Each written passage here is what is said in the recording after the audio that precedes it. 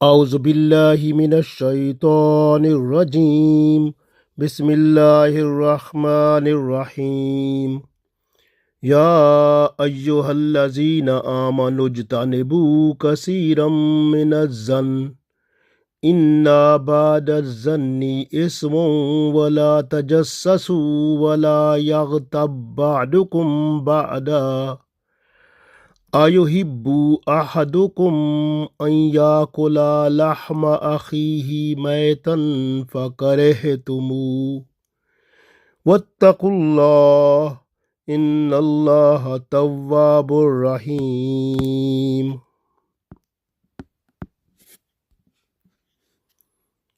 عزیز دوستو، السلام علیکم ورحمۃ اللہ وبرکاتہ۔ سورہ حجرات آیت نمبر 12 تلاوت کی ہے۔ اس آیت کے 2 حصے ہم نے بیان کر دیے ہیں۔ پہلے حصے میں ظن یعنی کہ جو خیال ہوتا ہے بندے کے پاس یا گمان ہوتا ہے اس کے بارے میں بیان ہوا، جو کہ پہلا حصہ یا ایھا الذین آمنوا اجتنبوا کثیرا من الظن ان بعد الظن اسم، اتنا تک یہ پہلے حصے میں بیان ہو چکا ہے۔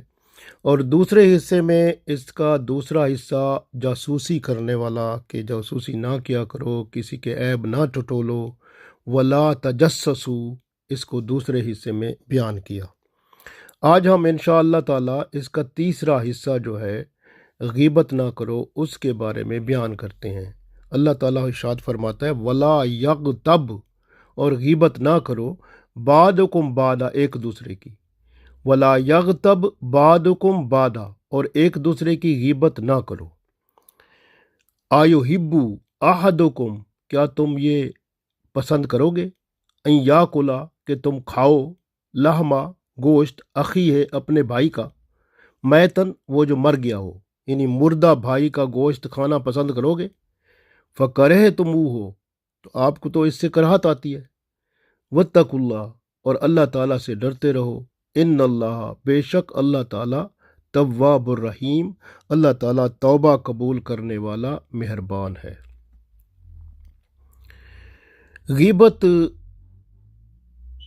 بہت کامن چیز ہے، ہر بندہ اس میں مبتلا ہے۔ غیبت جو ہے گناہ بہت بڑا ہے، لیکن ہم اس کو سمجھتے نہیں ہیں۔ ہم کہتے ہیں دوسرے بندے کی، وہ تو سچ کہا ہے ہم نے، وہ سچ ہی جو ہوتا ہے نا وہ غیبت ہوتی ہے، یعنی جو دوسرے بندے میں وہ بات موجود ہوتی ہے، تو وہ دوسرے بندے کی سچائی جو ہوتی ہے اس کو بیان کرو، لیکن اگر وہ سنے تو اس کو اچھا نہ لگے، بس یہ غیبت ہے۔ یعنی اپنے بھائی کا ذکر اس طرح کرو کہ اسے برا لگے، غیبت ہے۔ غیبت زندہ یا مردہ دونوں کی ہوتی ہے، کبھی بندے مردہ بندے کی بھی غیبت کر دیتے ہیں، اس کی کوئی بات کر دیتے ہیں، لیکن گناہ دونوں کا برابر ہے۔ اور حدیث میں ہے، رسول اللہ صلی اللہ علیہ وسلم فرماتے ہیں اگر بندے میں وہ بات پائی جائے جو تو نے کی ہے تو یہ غیبت ہے، اگر وہ بات بندے میں نہیں پائی جاتی تو یہ بہتان ہے، تہمت ہے۔ مسلم شریف میں حدیث موجود ہے۔ اللہ تعالیٰ نے ارشاد فرمایا ایحب احدکم، کیا تم پسند کرو گے، تم میں سے کوئی ایک پسند کرے گا، ان یاکلا، کہ وہ کھائے، لحم اخی ہے، اپنے بھائی کا گوشت، میتن، جو مر گیا ہے، فکرہتموہ، تمہیں تو اس سے کراہت آتی ہے۔ تو اللہ تعالیٰ نے فرمایا یہ جو ہے نا غیبت کرنا اپنے مردہ بھائی کا گوشت کھانا ہے، کیونکہ مردہ بھائی اس لیے فرمایا کہ وہ وہاں موجود نہیں ہوتا، تو اس لیے آپ اس کی غیبت کر رہے ہیں۔ اگر اس کے سامنے بات کریں تو صاف ظاہر ہے وہ آپ کو ناراض ہو۔ تو غیبت کا مطلب غیب، یعنی کہ بندہ غیب ہوتا ہے، اس کے بارے میں وہ بات کی جاتی ہے جو اس کے اندر موجود ہوتی ہے۔ جیسے ایک بندہ ہے، اگر اس کا قد چھوٹا ہے، آپ اس کو کہتے ہیں، وہ کوئی بات کہتے ہیں، آپ اس کو بندرا آ گیا بھائی، چھوٹا آ گیا بھائی، کوئی آپ اس کو کچھ کہتے ہیں ایسے جو چھوٹے قد کی وجہ سے، تو وہ جو ہے نا وہ پھر وہ اس کی غیبت ہے۔ تو اس لیے یہ جو ہے نا اس طرح کی چیز جو کہ اگلے بندے کی ایون کی ہوئی بات ہو، اگر اس نے بات کی ہے اور وہ بات اب دہرا دیتے ہیں کسی جگہ، جب کہ اس کو پتہ چلے وہ ناراض ہو یا اس کو تھوڑا ناگوار گزرے، تو یہ غیبت ہے اور اس کا گناہ بہت بڑا ہے۔ اور یاد رکھیں کہ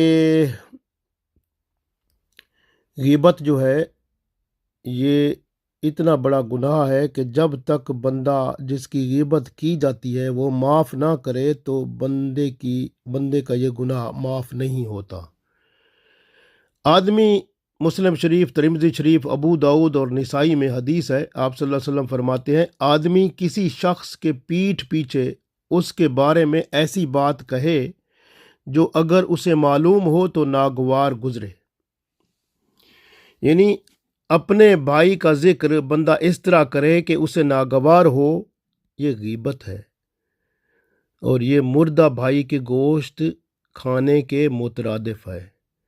یہ اس لیے مردہ بھائی کا فرمایا گیا کہ جس طرح تم اپنے مردہ بھائی کے گوشت کھانے سے نفرت کرتے ہو، تمہیں غیبت کرنے سے اس سے زیادہ نفرت اور گھن آنی چاہیے۔ ایک شخص رسول اللہ صلی اللہ علیہ وسلم کے پاس آیا، عرض کیا، غیبت کیا ہے؟ آپ صلی اللہ علیہ وسلم نے فرمایا، تو کسی کا ذکر اس طرح کرے کہ اگر وہ سنے تو اسے ناگوار ہو۔ پھر اس شخص نے کہا، اگرچہ میری بات حق ہو۔ آپ صلی اللہ علیہ وسلم نے کہا، یہی تو غیبت ہے، اگر تیری بات باطل ہے تو یہ بہتان ہے۔ کسی شخص کی غیر موجودگی میں اس پر جھوٹا الزام لگانا بہتان ہے، وہ غیبت سے بڑا گناہ ہے، اور اس کے عیب بیان کرنا یہ غیبت ہے۔ یہ فعل واضح طور پر بھی بندے کرتے ہیں یا بعض اوقات اشارے اور کنایے میں بھی کرتے ہیں۔ اشارے اور کنایے میں اگر بات کی جاتی ہے وہ بھی غیبت ہی ہے۔ اس طرح یہ فعل آدمی کی زندگی کی صورت میں کیا جائے یا اس کے مرنے کے بعد کیا جائے، دونوں صورتوں میں حرام ہے۔ معاذ بن مالک اسلمی رضی اللہ تعالیٰ عنہ جب زنا کے جرم میں ان کو رجم کی سزا دے دی گئی، راہ چلتے ہوئے ایک آدمی کی بات کو رسول اللہ صلی اللہ علیہ وسلم نے سن لیا، جو دوسرے سے کر رہا تھا کہ اس شخص کو دیکھو، اللہ نے اس کا پردہ رکھ لیا تھا، لیکن اس کے نفس نے اس کا پیچھا نہ چھوڑا جب تک کہ یہ کتے کی موت نہ مار دیا گیا۔ اس طرح کی بات اس نے کی۔ کچھ دور چلتے ہوئے گدھا کی لاش نظر آئی۔ رسول اللہ صلی اللہ علیہ وسلم رک گئے اور ان دونوں کو بلایا، فرمایا، اتر آئیے اور اس گدھے کی لاش کھائیے۔ ان دونوں نے عرض کیا، یا رسول اللہ صلی اللہ علیہ وسلم، اسے کون کھائے گا؟ تو آپ صلی اللہ علیہ وسلم نے فرمایا، ابھی ابھی جو اپنے بھائی کی عزت تم اچھال رہے تھے وہ اس گدھے کی لاش کھانے سے بھی برا تھا۔ دیکھیں کتنا بڑا گناہ ہے غیبت کرنا۔ دراصل اسلام ایک دوسرے کے امن و سکون کا خاص خیال رکھتا ہے، کسی کی دل آزاری اور اذیت نہیں چاہتا، معاشرے کے ہر فرد کو پرسکون دیکھنا چاہتا ہے۔ اس لیے اذیت دینے والی ہر بات جو بندہ کرتا ہے نا، وہ اسلام میں اس کی اجازت نہیں ہے، چاہے وہ کسی کی دل آزاری کی ہو، غیبت ہو، بہتان ہو، چغلی ہو، اسلام نے سختی سے منع کیا ہے۔ حضرت سلیمان فارسی رضی اللہ تعالیٰ عنہ کھانا کھا کر سو رہے تھے، یہ قیلولہ جیسے کرتے ہیں۔ اب ان کو خراٹے شروع ہو گئے۔ دو ساتھیوں نے وہ بعد میں خراٹے کا ذکر کیا حضرت سلیمان فارسی رضی اللہ تعالیٰ عنہ کے، تو یہ غیبت لکھی گئی ہے۔ اسی طرح آپ دیکھیں بعض لوگ ہوتے ہیں، وہ تو کوئی خراٹے لے رہا ہو تو اس کے خراٹے کو ریکارڈ کر لیتے ہیں، پھر اس کو سناتے ہیں۔ یہ غیبت ہوتی ہے کہ کسی کی وہ کام، اب وہ بندہ سویا ہوا ہے، وہ تو مردہ ہے ایک قسم کا، آپ اس عمل کو لے رہے ہیں جو کہ اب وہ نہیں جانتا. تو ہمیشہ ہمیں دوسرے بندے کا خیال رکھنا ہے، اس کی عزت کا خیال رکھنا ہے. اس کا عزت کا خیال بہت ضروری ہے. اسلام یہی چاہتا ہے کہ ایک دوسرے کا خیال رکھو.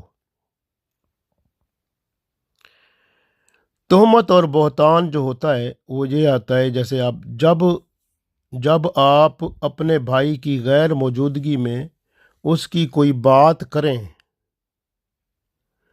جو اس میں نہیں ہے تو یہ تہمت ہے یا بہتان ہے. رسول اللہ صلی اللہ علیہ وسلم کے سامنے ایک ایسے شخص کا ذکر کیا گیا اور کہا گیا کہ جب تک اس کو کھلایا نہ جائے کھاتا نہیں ہے، جب تک اسے سوار نہ کیا جائے سوار نہیں ہوتا. اب اتنا بات ہوئی اس بندے کے بارے میں تو رسول اللہ صلی اللہ علیہ وسلم نے فرمایا کہ تم نے اس کی غیبت کی. عمر بن شعیب رضی اللہ تعالیٰ عنہ اس کے راوی ہیں. غور کریں کہ غیبت جو ہے وہ اتنا چھوٹی سی بات بھی ہو جس سے اگلے بندے کا دل وہ پریشان ہو، اللہ اور اس کے رسول صلی اللہ علیہ وسلم اور ہمارا دین اسلام چاہتا ہی نہیں ہے کہ ایسا ہو. حضرت انس رضی اللہ تعالیٰ عنہ راوی ہیں کہ رسول اللہ صلی اللہ علیہ وسلم فرماتے ہیں جب مجھے معراج میں لایا گیا تو میرا گزر کچھ ایسے لوگوں پر ہوا جن کے ناخن تانبے کے تھے اور وہ ان ناخنوں سے اپنے چہروں کو اور گوشت کو کھرچ رہے تھے. میں نے پوچھا یہ کون لوگ ہیں؟ جبرائیل علیہ السلام نے فرمایا یہ وہ لوگ ہیں جو لوگوں کا گوشت کھاتے تھے، ان کی پس پشت برائی کر کے ان کی آبرو ریزی کرتے تھے، یعنی غیبت کرتے تھے.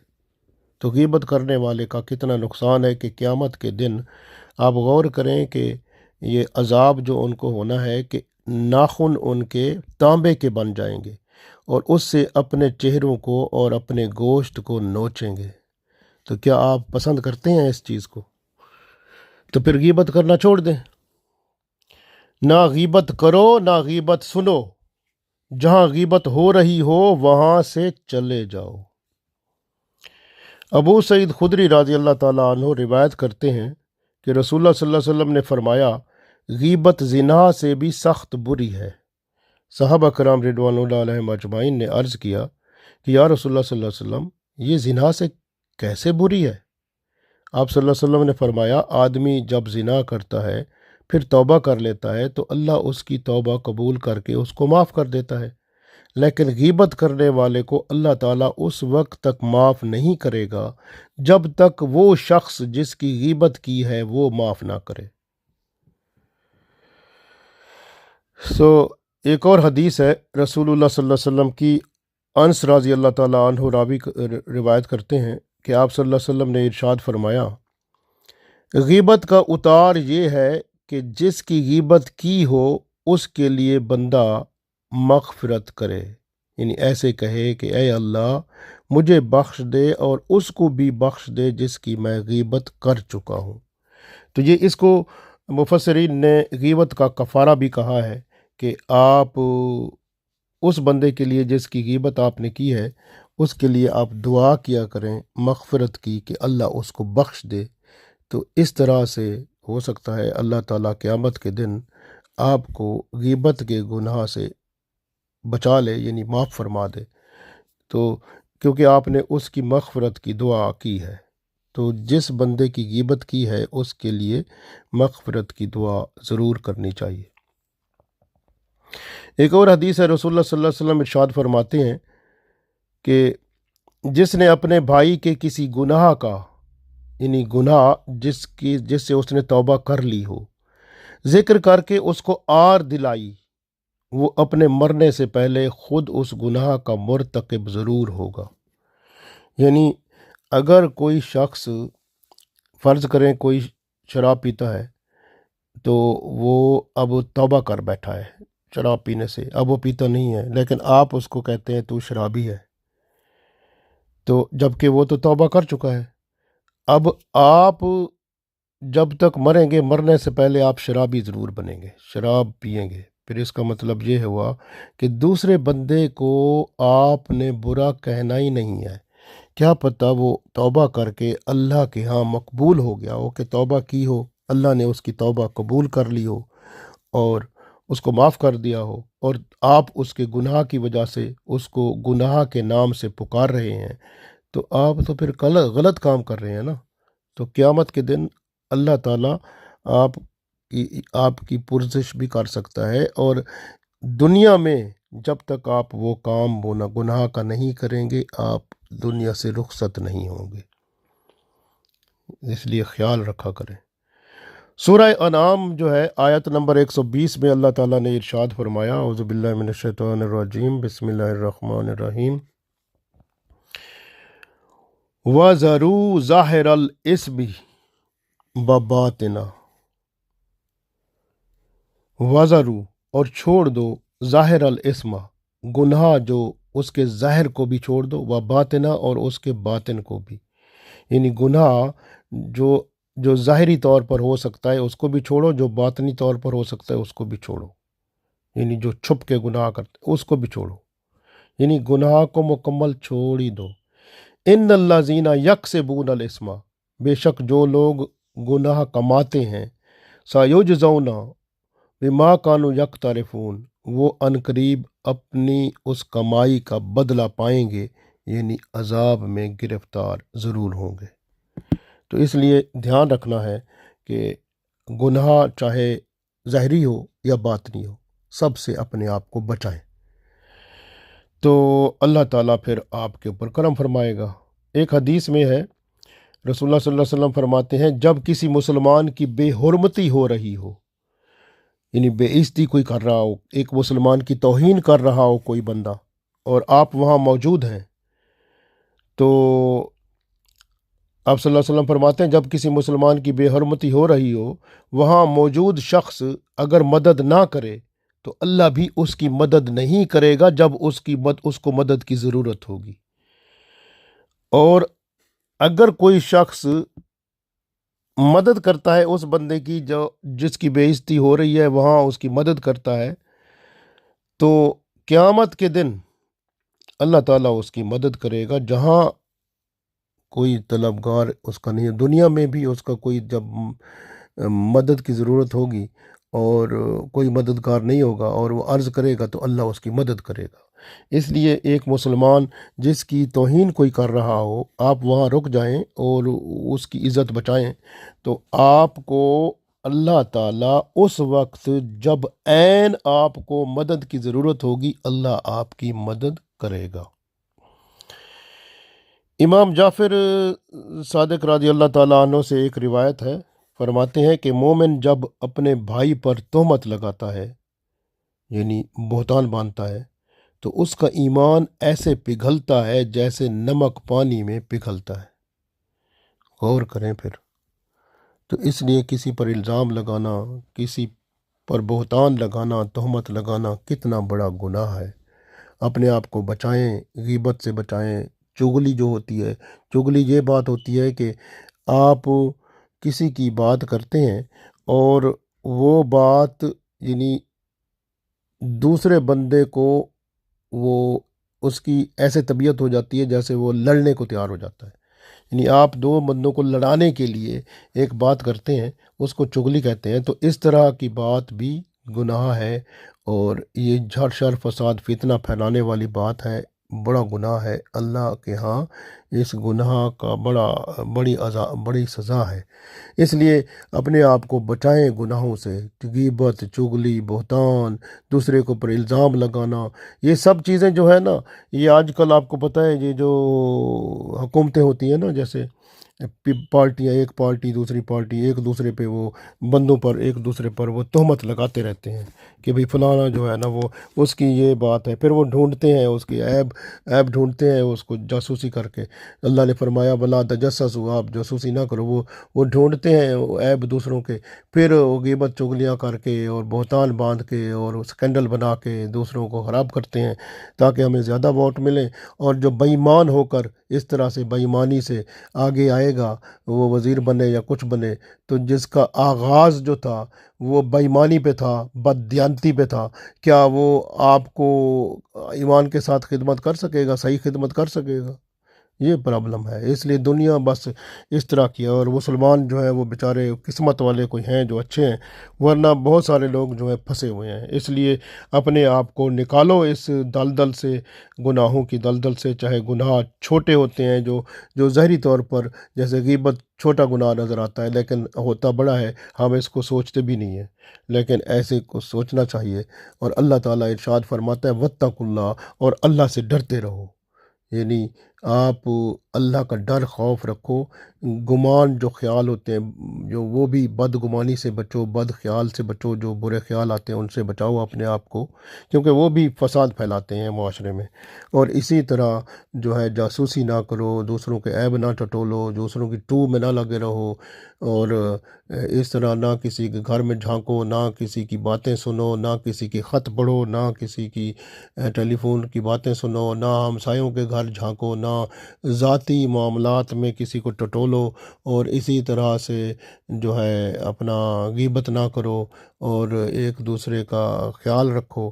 تو یہ باتیں ہیں، اگر آپ ایسا نہیں کریں گے، اللہ فرماتا ہے واتقوا اللہ، اللہ سے ڈرتے رہو۔